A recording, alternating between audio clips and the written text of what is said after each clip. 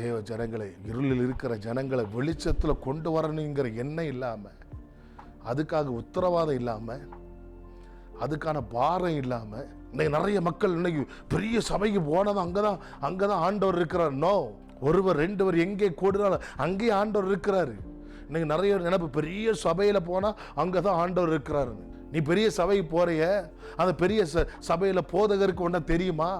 நீ எந்த சபையில் நீ போனாலும் அந்த சபையினுடைய போதகருக்கு உங்களை தெரியணும். என் சபையில் இப்படிப்பட்ட ஒரு ஆத்மா வருது, அந்த போதகர் உனக்காக உத்தரவாதம் பண்ணி ஜெபிக்கணும், உன் காரியத்தை விசாரிக்கணும். உன்னை விசாரிக்காத ஒரு சபைக்கு நீ தயவு செஞ்சு போகாதீங்க. உனக்கு உதவி செய்யாத எந்த சபைக்கும் போகாதீங்க. உனக்காக உத்தரவாதம் பண்ணி விசாரித்து உனக்காக கருத்தாய் தேவ சமூகத்தில் மன்றாடி, உனக்கு ஒரு ஆபத்து காலம் வந்தபோது உன் கூட இருந்து, உன் கஷ்டத்தில் உன் கூட இருந்து, உன் கண்ணீரில் உன் கூட இருந்து நிற்கிற சபை எதுவும், அது கூட போய் அந்த சபையோட இணைஞ்சு கொள்ளுங்க.